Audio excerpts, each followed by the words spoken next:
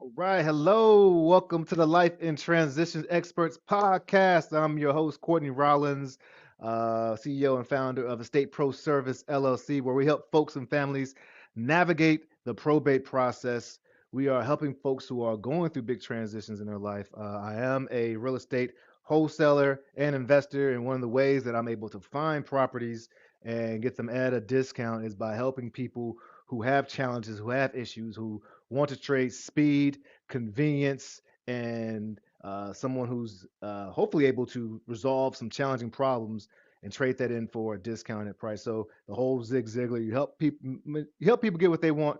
You're able to hopefully get what you need and what you want. And one big question I have come across a lot is, are you an agent? Are you a realtor? And the answer to that is no. I'm not an agent. I'm not a realtor. And I get asked often, well, what's the difference between an agent and a real estate wholesaler? Now, I have today real estate agent versus a real estate wholesaler, but I must state and say that I don't really think it's a competition. In fact, they work very hand in hand. I have some amazing real estate agents that I work with, and we're on the same team when it comes to solving problems and making sure sellers and buyers are receiving the things that they need and they want. I've worked with agents when I'm buying property for myself as well. Agents have a great role to play in the real estate market. So do wholesalers. And so today, and hopefully, will educate you on or share some of my insight of what a wholesaler is, what an agent is, and some of those key differences. And again, these aren't all the differences, but here are three that I think for each agent and wholesaler that may shine some light on those key differences so that you may know and may be better informed. All right. I'm not an attorney. I'm not a financial advisor. All those disclaimers. I'm not giving advice. I'm just sharing my humble opinion, and we'll rock and roll with that. All right. So number one, let's look at the responsibilities of a real estate agent. They are licensed. They act as the intermediary. They have a fiduciary responsibility to the buyer or to the seller to assist them in buying or selling or renting out the property. All right. And so some of those three things that involves is one, listing and marketing the property. Agents are awesome at making sure that the property gets seen by many people. The multiple listing service, the MLS, is a great tried and true technique to get as many eyes and interested parties on the property, as far as staging the property to make sure it looks great for folks. You know, you're trying to get top dollar. You can usually say, hey, let's go with a real estate agent, especially if you have the time, even if you also have perhaps some funds that you can put into the property so that you can fix it up and get it looking as best as you can so that it can sell for top dollar. Agents are great for that, listing and marketing the property. They're also great for client representation. Again, they have a fiduciary responsibility to represent the buyer or the seller, and they use their expertise to negotiate, to handle the paperwork. I mean, a real estate agent's contract in most states can be 20 pages long, and there's a lot of material information in there, and they can help the clients along the way make a more informed decision. And the escrow process can sometimes be a little longer, so being able to have someone who can really hold folks' hand and walk them through the process is so important. Another great thing, the third thing, is the market knowledge. They should have up to date market knowledge on the trends, the conditions, what properties are selling for, how long properties are often selling on the staying on the market, what are some of the property values, what are the neighborhood dynamics. They should be able to know that. Awesome tools to have, right? Now, if we go over to a wholesaler, the responsibility of a wholesaler is slightly different. Wholesalers are often responsible for getting properties under contract in a different capacity. They don't have a fiduciary responsibility like the agent has. Of course, a wholesaler, I hope, would work with integrity. There are tons of great wholesalers out there. And just like in real estate agents, there may be some bad actors as real estate agents. There may be a small percentage of bad actors that act as wholesalers that can sometimes give the whole entire world of wholesaling a bad rap. But a wholesaler gets the property off market before it goes to the MLS, and quite often are working with a very smaller percentage of the population. I would say about 95% of folks who want to sell their property are probably more geared towards a real estate agent.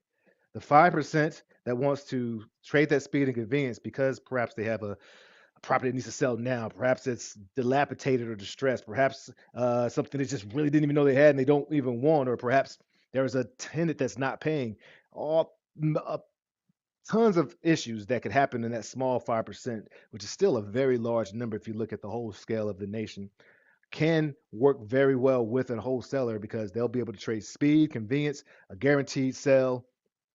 Quite often, they're buying, of course, as is, and they don't have to pay the you don't have to pay the real estate commission. So there's quite often ways that that is very beneficial to the seller. It's also very beneficial to buyers because quite often the end buyer is an investor.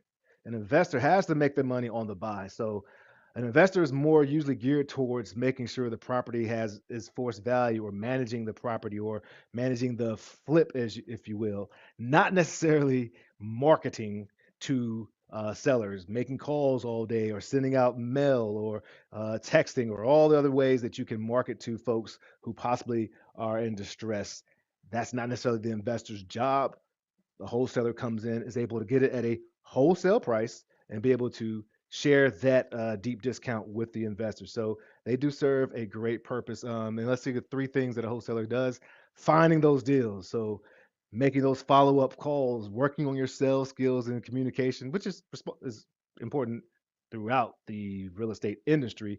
But to be able to get a property on a discount, you have to be able to utilize consistent marketing and show value specific to that seller's issues, as well as being able to share those values to the end buyer.